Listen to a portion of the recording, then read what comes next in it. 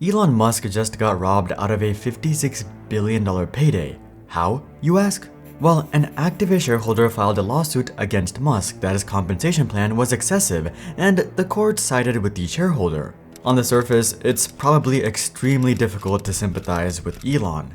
Boo-hoo, Elon isn't able to add another $56 billion to his already towering fortune. But peeling back the layers, Elon got robbed in broad daylight. Here's the thing, you can argue that the compensation plan was excessive all you want, but the size of the plan is completely irrelevant in this situation because the board approved the plan way back in 2018. Any concerns about it being excessive should have been discussed and addressed before it was approved. And if we're being honest, the plan was quite excessive. But then, why did the board approve the plan, you ask? Well, they basically assumed that the plan would never come to fruition. For Elon to unlock the full compensation package, he needed to 10x the company within a matter of years, not just in terms of stock price, but fundamentals as well. This was especially hard to see happening given that Tesla was only weeks away from bankruptcy through much of 2018 when they tried to scale Model 3 production. So the excessive upper limits of Elon's comp plan were never a big concern. They just assumed, we can deal with it if it ever happens. And to everyone's surprise, it actually happened. Tesla went to the moon. They went from a multi-deca-billion-dollar company to a trillion-dollar company as they scaled production from hundreds of thousands to over 1 million. And all of a sudden, Elon was somehow eligible for a massive $56 billion payday. And ironically, most shareholders were actually indifferent to the package or even supportive. But one shareholder named Richard Tornetta had a different idea. And you know what the kicker is? Richard isn't even a big Tesla shareholder.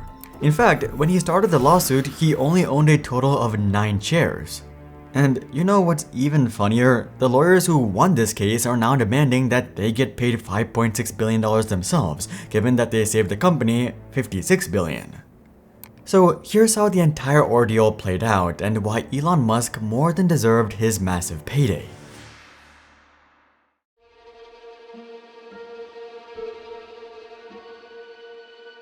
Before we get into the lawsuit, let's start with how exactly this massive pay plan was even structured, because it was very much stacked against Elon. The foundation of the plan is shown in this simple diagram. As you can see on the top left, 100% of the pay package was based on performance. Elon would receive no traditional salary, bonus, or time-based equity. In other words, if Tesla did not achieve any of these targets, Elon would have received absolutely nothing, but I don't think that would have stirred up any controversy. But anyway, going back to the plan, it consisted of 12 market cap based tranches and 16 revenue and EBITDA based tranches. These numbers don't really mean much without context, so let's add some color. This package was approved in early 2018, at which point Tesla was only worth $59 billion. And for Elon to unlock all the market cap based tranches, he would need to grow Tesla to a $650 billion market cap, or 11x the company within 10 years. But as we all know, the stock market is often euphoric to the upside and the downside, so the plan also came along with operational milestones. At the time, Tesla was pulling in just under $12 billion in revenue. And for Elon to unlock all the revenue-based milestones, he would need to grow that to $175 billion. Similarly, Tesla was pulling in just $95 million in EBITDA, and for Elon to unlock all the EBITDA-based milestones, he would need to grow that to $14 billion. In other words, Elon had to 11x the stock, 15x the revenue, and 21x the EBITDA all within 10 years to unlock the full pay package. In retrospect, that probably doesn't seem too crazy because it happened and hindsight is 2020, but at the time, this seemed nearly impossible. Everyone at the company was working over 80 hours a week just to make sure that the company did not go bankrupt trying to scale the Model 3.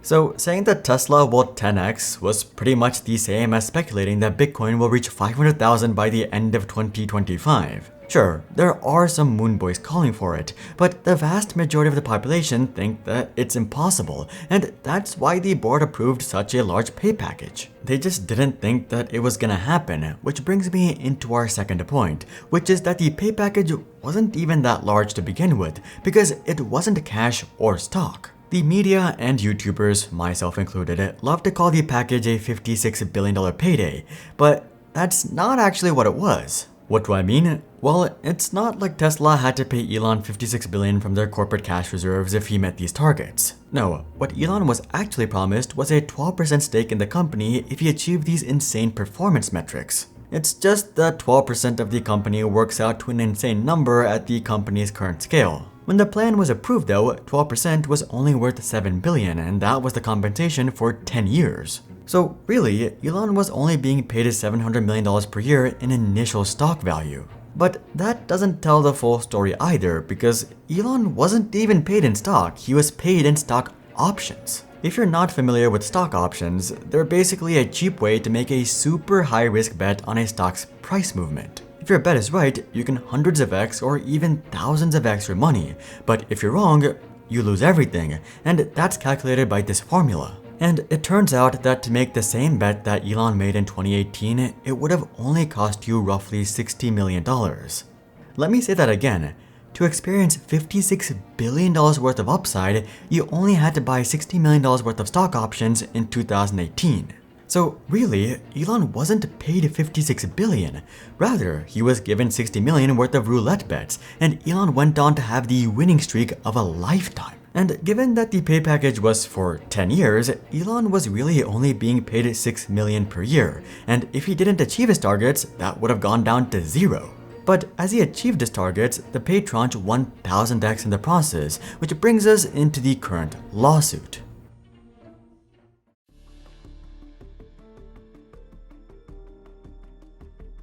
One place I do want to give credit to Richard Tornetta is when he filed the lawsuit. He filed the lawsuit immediately after the pay package was approved in 2018. It just took several years to actually get a decision on the matter, so it's not like the lawsuit was an afterthought. Richard has been consistently against the pay package since day one, and his arguments boil down to 4 points. Number 1. Tesla shareholders were not informed how easily Tesla would achieve these targets. This is not really a valid point, simply because they weren't easy targets. To this day, the largest automaker in terms of production, Toyota, is only worth a little more than $300 billion, meaning that Elon had to over double the size of Toyota with Tesla within 10 years. I think you'd agree that that was by no means an easy target. Moving on to number 2, Richard's lawyer argued that Elon did not need further incentives given that he already owned 411 million shares of Tesla. Unlike Richard's first point, this point is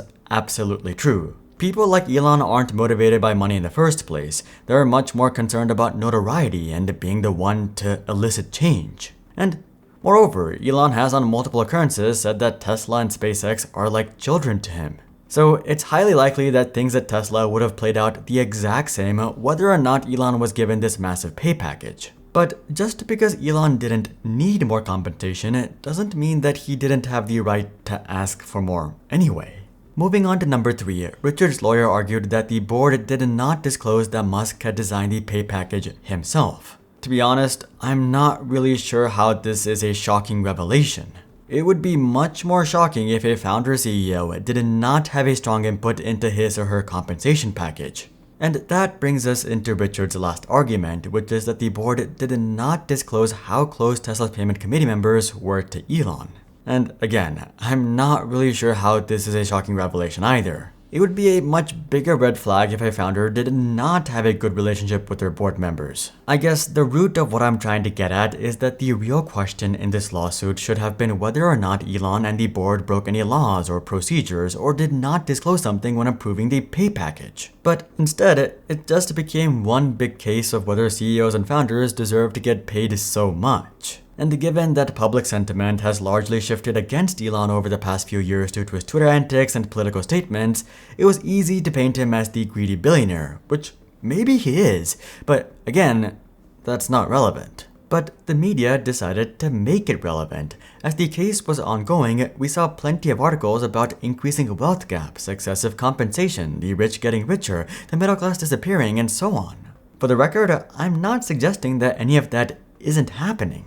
In fact, I can easily understand how you could use that as moral grounds to reject Elon's pay package. But moral grounds are not the same as legal grounds, and in a lawsuit, legal grounds are what actually matter. And frankly, I think it's quite likely that the pay package would have been approved even if it was disclosed that Elon created a pay plan, or that he was close to the board, or that he didn't need the money.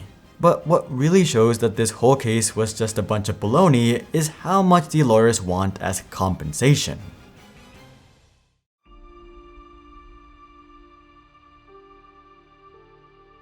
As we touched on at the beginning, the lawyers want $5.6 billion.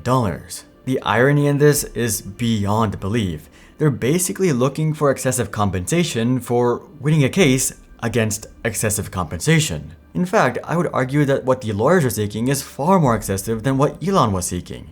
Elon wanted $56 billion for creating $1 trillion worth of shareholder value, shipping millions of cars, and single-handedly electrifying the global automotive industry. The lawyers, on the other hand, want $5.6 billion for winning a lawsuit. Yeah, I don't think the lawyers really believed anything that they were arguing. Before, they were getting paid to argue against excessive compensation, so they did. Now, they're getting paid to argue for excessive compensation, so they are. And honestly, you can't even blame them. They know how the game works and they're not emotionally attached to either side.